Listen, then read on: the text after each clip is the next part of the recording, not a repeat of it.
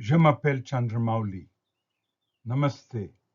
Je dirige les travaux sur la santé et les droits sexuels et reproductifs des adolescents au sein du département de la santé sexuelle et reproductive et de la recherche de l'Organisation mondiale de la santé. J'ai le plaisir de vous présenter un bref aperçu sur la prévention des pratiques traditionnelles néfastes. Bienvenue.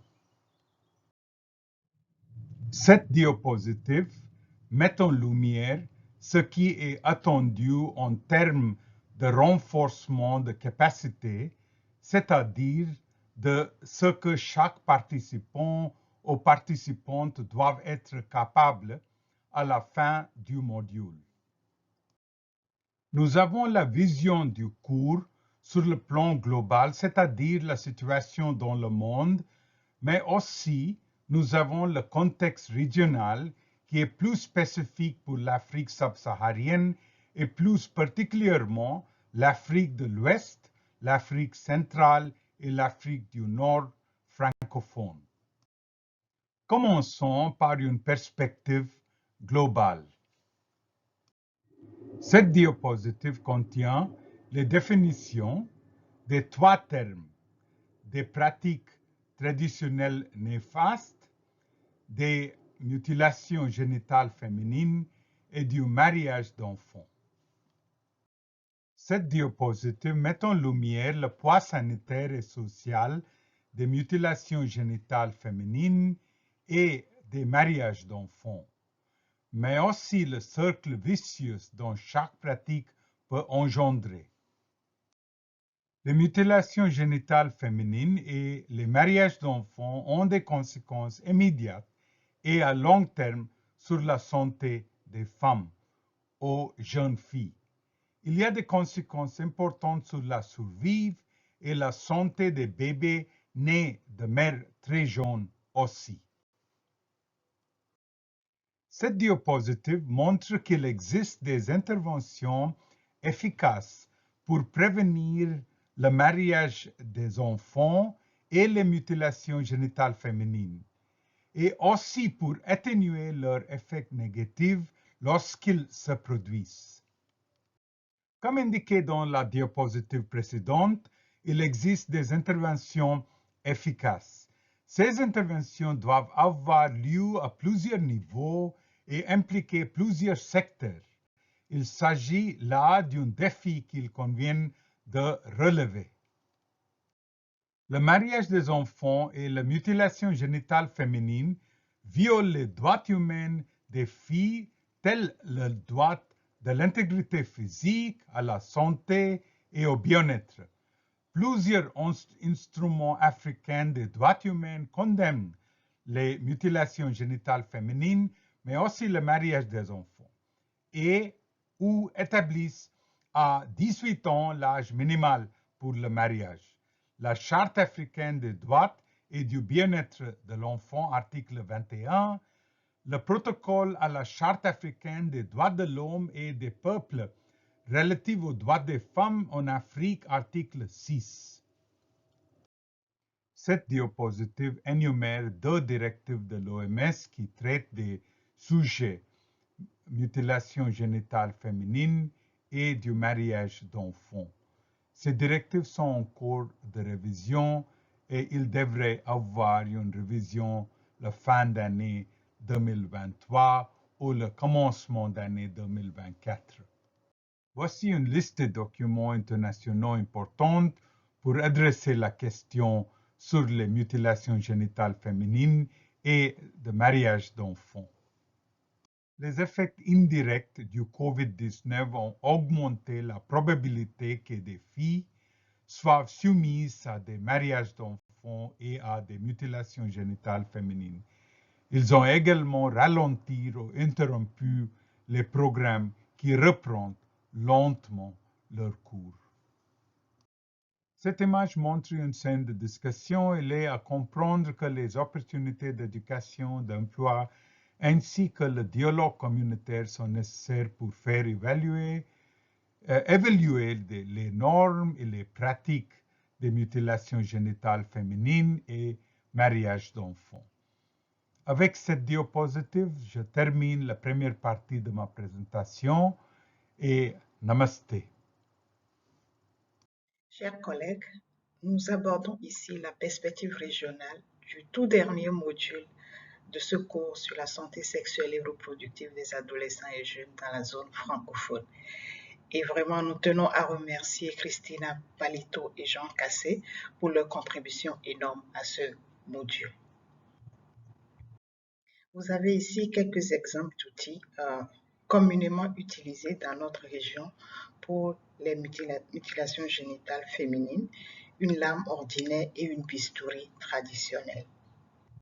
Sur cette diapositive, nous avons la situation mondiale sur le mariage d'enfants et la mutilation génitale féminine. Cependant, vous pouvez observer qu'il y a un lien étroit entre les deux pratiques, car ces deux pratiques semblent plus être concernées dans certaines parties de l'Afrique, comme le montre dans la diapositive. Cette carte met en exergue d'importantes disparités au sein du continent africain. Si la prévalence des mariages d'enfants est très élevée, atteignant jusqu'à 76% au Niger, elle n'est que de 20% au Burundi. Ici aussi, nous observons les pays africains ayant de fortes prévalences en mutilation génitale féminine et par ailleurs, la plupart de ces pays sont à prédominance musulmane. Dans certaines communautés, les MGF sont vus comme un moyen d'asservir la sexualité des filles ou une garantie de chasteté, un prérequis au mariage ou à la succession. Dans les sociétés où cette pratique est la plus répandue, elle est considérée comme un rite de passage pour les filles. Ces chiffres masquent toutefois d'importantes disparités entre les pays, voire à l'intérieur d'un même pays. La prévalence des mariages d'enfants de moins de 15 ans est également très élevée. Elle atteint 14% à l'échelle de la région et dépasse même les 25% au Tchad et en République centrafricaine.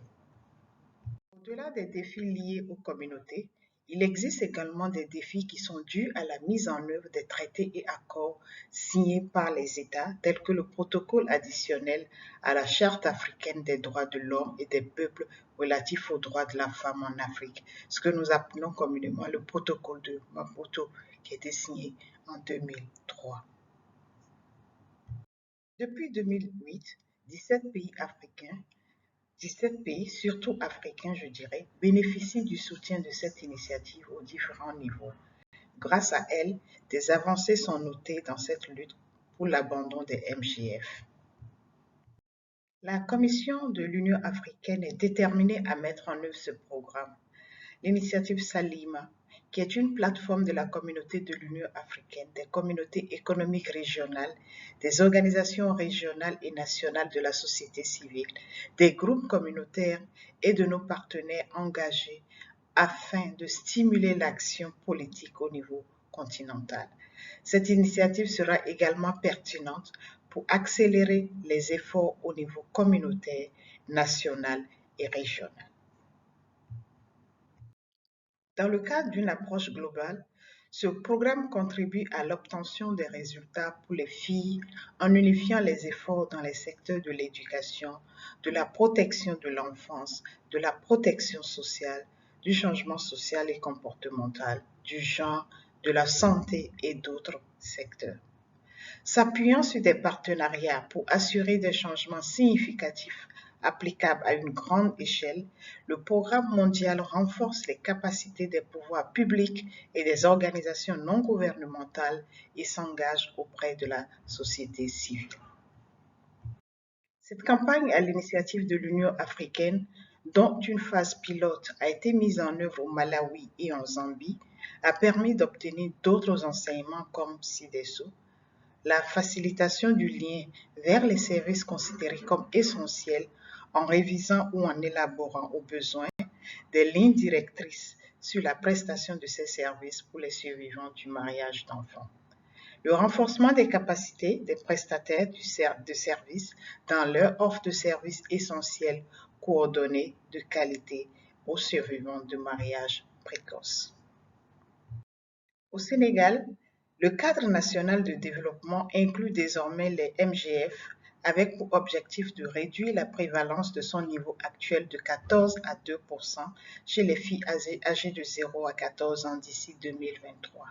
Au niveau décentralisé, il passe par le renforcement des capacités à sensibiliser les autorités en ce qui concerne les questions liées aux pratiques néfastes. À titre d'exemple, près de 400 représentants locaux ont été formés sur les droits de l'homme, la protection de l'enfant, notamment les MGF, et la budgétisation participative adaptée aux enfants pour un meilleur positionnement des MGF et des questions liées au mariage précoce au rang des priorités des collectivités territoriales. Il existe un document de référence sur la détection et la gestion des filles à risque en milieu scolaire. La mobilisation et engagement des communautés pour un abandon collectif s'est poursuivi et en 2018, le Sénégal a obtenu les résultats chiffrés suivants. 292 communautés ont fait des déclarations publiques d'abandon des MGF impliquant près de 150 000 individus, notamment 2201 leaders religieux traditionnels et communautaires. Plus de 100 000 personnes ont participé aux séances de dialogue communautaire en faveur de l'élimination des MGF. Plus de 3 000 filles ont bénéficié du programme de renforcement des capacités et près de 300 dirigeants ont été formés sur l'approche des droits de l'homme. Près de 10 000 auditeurs téléspectateurs des programmes de radio-télé sur les MGF dans les zones cibles du programme conjoint et plus de 2 000 personnes touchées par les caravanes de jeunes. Depuis plusieurs années, le Burkina Faso a constamment renforcé la mise en œuvre d'une législation érigeant les MGF en infractions criminelles grâce à des initiatives telles que les tribunaux mobiles. En 2018, le gouvernement a pris d'autres mesures en amendant le code pénal afin de renforcer les sanctions contre les coupables et de réorganiser le corps national de coordination contre les MGF.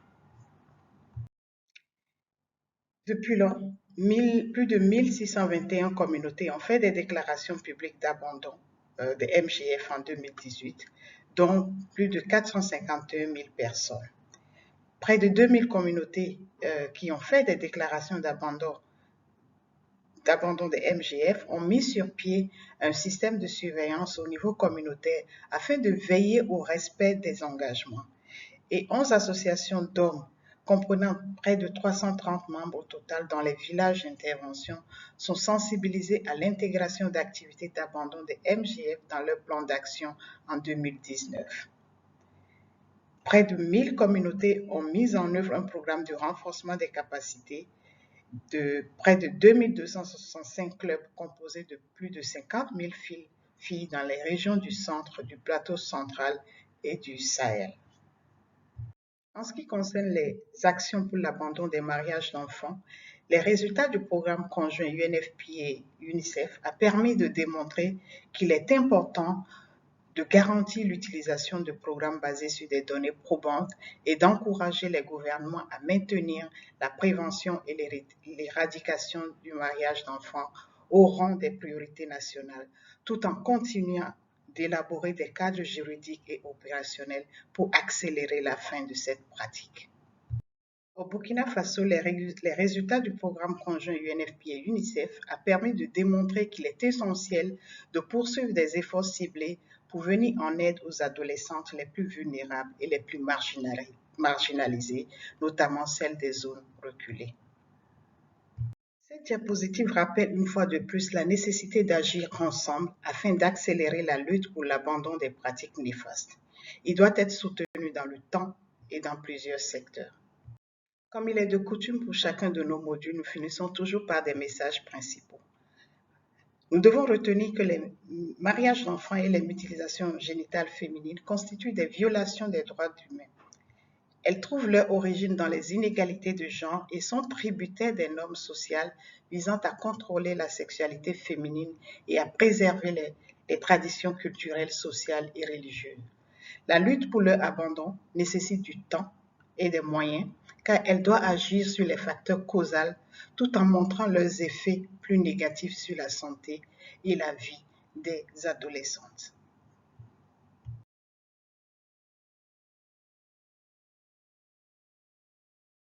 Merci beaucoup pour l'endurance tout au long de ces modules, tout au long de ce cours.